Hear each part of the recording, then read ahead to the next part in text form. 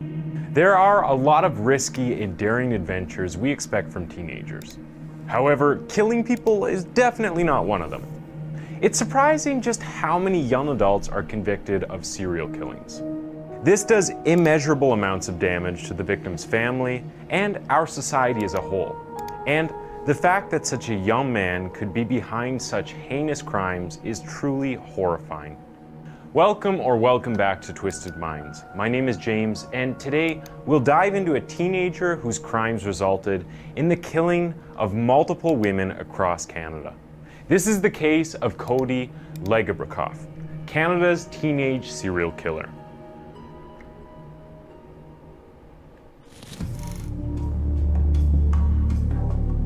Legebokoff. Cody Legebokoff is a Canadian citizen who was born on the 21st of January 1990 in the district municipality of Fort St. James in rural British Columbia. Friends and family members described him as a popular young guy who played ice hockey and showed no violent tendencies. Despite having a minor criminal record, Cody was not on the radar of local police. Cody resided in Lethbridge, Alberta, for a short time after graduating from Fort St. James Secondary School before relocating to Prince George, British Columbia. He worked at a Ford dealership and shared an apartment with three close female friends. Forsen, in his you spare are beginning time, to look Cody like used a the lion. handle One Country Boy.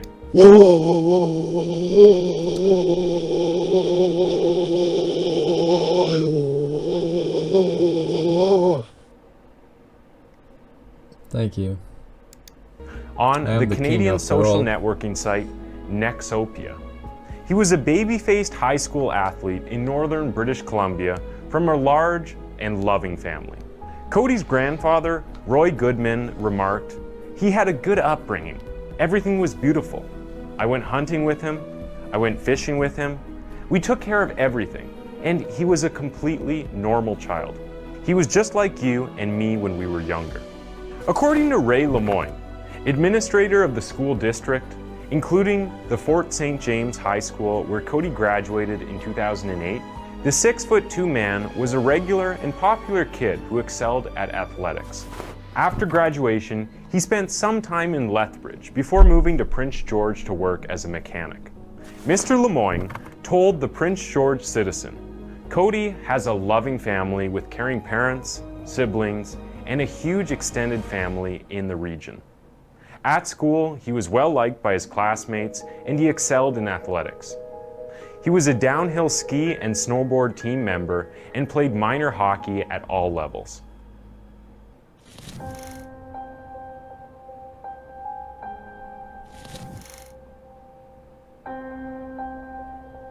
Cody's good upbringing and background make it unbelievable that he could become a serial killer. How he descended to become one is still unfathomable. His grandfather stated, "There's a split personality or something wrong in his head. He needs a doctor to help him." He was popular among his peers, and despite a birth injury that left him with permanent nerve damage in one of his arms, he excelled in athletics. He was a competitive junior hockey player and a member of his school's snowboarding team, and he was a self-proclaimed die-hard Calgary Flames fan. And he loved the basic joys of a country boy's childhood: camping, shooting, and fishing with his family and friends. When Cody was arrested, friends began coming forward to defend him, the majority of whom asked not to be identified. Cody has always been in the wrong place at the wrong time. This could have just been one of those instances. Was written anonymously on the website of CPKG TV. Prince George's local news channel. He's a terrific friend of mine, and I wouldn't. Prince George's local news channel. He's a terrific friend. KGTV. It's written anonymously on the website of CPKG TV. Prince George's local news channel. He's a terrific friend of mine, and I wouldn't hesitate for a second to jump in a car with him and go cruising. He was one of my two stepping partners on evenings when we would go out dancing. I've seen him in bar fights, and I've pissed that boy off a few times, but he's never shown any signs of going insane and killing me or anyone else. All of this was shown any taking place signs just of a killing short me or distance from anyone the else. infamous Highway of Tears, Never Highway showed any 16, signs of killing which me. extends 800 kilometers from Prince George to Prince Rupert. So many Aboriginal girls and women who have gone missing or have been killed were last seen alive close to or off this route. Officially, the Royal Canadian Mounted Police in British Columbia are investigating 18 such deaths or disappearances. However, according to the RCMP, between 1980 and 2012, police across Canada recorded 1,181 occurrences of Aboriginal female killings and unsolved disappearances. Jill Stacy Stuchenko, a 35-year-old vocalist, was reported missing on the 22nd of October 2009. On the 26th of October 2009, her body was discovered partially buried in a gravel pit off Otway Road in Prince George. She'd been taken sexual advantage of and brutally murdered. Jill, 35, was also a mother of 6 children, and when Canadians were enjoying their Thanksgiving dinner with family and friends, she was dead or dying, according to the judge. Stuchenko, his first victim, and 2 others, Montgomery and Mace, were also addicts who worked in the sex trade on occasion. At the time he executed this murder, he was Canada's youngest serial killer. The details of his second victim, Natasha Montgomery's death, were quite sketchy. Natasha Lynn Montgomery has been missing since the 31st of August 2010. On the 23rd of September, the mother of 2 was reported missing.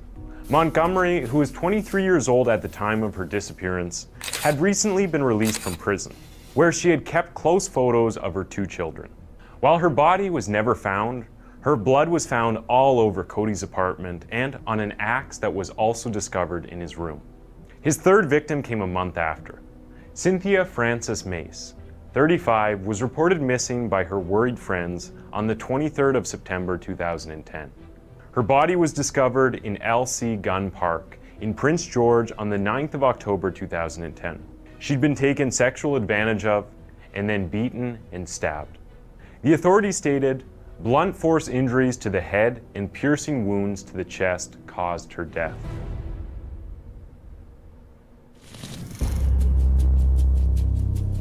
It was shortly after he committed the 3rd murder he was arrested. Leslie's lifeless but still warm body was located in the bushes just a short distance off the highway between Fort St. James and Vanderhoof, following recent tire tracks. She'd been taken advantage of and then viciously bludgeoned with a heavy object before being stabbed in the neck. She had her jaw and nose shattered, as well as defensive wounds on her hands. Her left hand also had swollen and broken fingers, which appeared to have been stomped on. Her pants were dragged all the way down to her ankles. Canada After is not a initially real claiming he country. came upon Leslie's Canada body, is not a real country. Canada is not a real country. Well, I mean, I've never been there. I can't scientifically dispute your argument. while out exploring the area, Cody subsequently revealed to the authorities that he knew the girl and they planned to meet in person after speaking for a few weeks on a social networking website. Already preparing to see his grandfather and mother in Fort St. James, Cody said he drove his pickup truck to Vanderhoof, where he met Leslie at a school. He claimed they drank some of the alcohol he had purchased, had intercourse, and then drove to Fort St. James, where Leslie claimed to know some people. As they were in an interview room at the Vanderhoof RCMP detachment, Cody told a member of the RCMP's interview team that they decided to take a detour, have sex again, and go four-wheeling, but that's when Leslie got crazy. According to him, Leslie began ranting about wanting to kill herself and how much she despised her mother. According to Cody, it then escalated to Leslie stabbing herself in the neck with a pipe wrench that had been resting on the floor of his truck. Cody said, "I was like, what the heck are you doing?" According to him, Leslie was quickly out of the truck and down in the snow with stab wounds to her neck. Cody claimed he was too surprised to administer first aid, but dragged her about 15 feet before returning to his truck and driving away. When notified she was found with her shoes, pants, and underwear off, Cody told another story and admitted to having sex with Leslie. On the 29th of November 2010, the situation reached a head when Cody's then girlfriend, Amy Vole, showed up at the department. With Sergeant Paul Dadwall watching, the two shared a long embrace before Cody assured her that he did not murder Leslie. Cody continued to go through the story with a sad and sobbing Vole, asking for forgiveness as well. At one time, Cody told her, "I simply want you to believe me."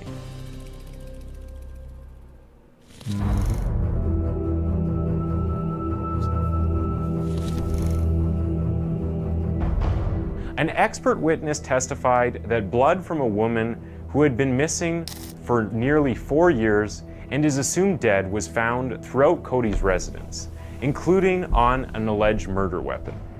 As Jason Solinsky, who does DNA analysis at an RCMP forensics laboratory in Edmonton, led the court through the information he got from the various samples police collected from the scene, Natasha Lynn Montgomery's name was frequently brought up. Montgomery, who was just 23 at the time of her disappearance, has been missing since early September 2010, only weeks after being released from the Prince George Regional Correctional Center. According to Crown prosecutors, Cody is accused of killing Montgomery, 2 other women, and a teenage girl. According to Solinsky, more than 30 swabs of blood obtained from the kitchen, dining room, living room, and hallway were found to be Montgomery's. Blood found on a bedsheet, hoodie, and box spring mattress officers discovered in the apartment bedroom had similar degrees of certainty. Montgomery's blood was also discovered in 9 swabs taken from an axe located in a linen cupboard, 1 on the edge and 3 on the head. Montgomery's DNA was determined by comparing a sample from a toothbrush she owned to samples provided by her parents. According to Solinsky, the odds of the DNA from the toothbrush being Montgomery's were 100 billion to 1. That is... Imagine Dream sitting there and be like, yes, but it's not impossible. Is a very strong link to me, Solinsky said. I am scientifically persuaded that this can be used as a reference sample. As the results were delivered, Cody's face remained expressionless, but his attitude showed that he was disturbed. Other evidence connected Cody to the other 3 people he is accused of murdering. Cynthia Frances Mace, 35, whose body was discovered at LC Gun Park on the 9th of October 2010, was identified by DNA taken from Cody's apartment after his arrest, as well as a sock found in his truck and the sweater he was wearing at the time of his arrest. Jill Stacy Stuchenko's blood was discovered on a couch taken from Cody's apartment. On the 20th of October 2009, her body was discovered in a gravel pit off Otway Road, about a year before Mass. 3 witnesses who lived with Cody at the time of the discovery at a 1500 block Cannery Street residence identified the couch as his. One said she assisted him Identified the couch as him. in loading it onto the back of his pickup truck when he moved it to the 1400th block Laird apartment in April 2010. Alright. We get it. It's fucked. It's fucking up, bro. It's fucked up. Alright, what do you think it's at? If you liked the video, make sure to leave a like and a comment of what you want to see next.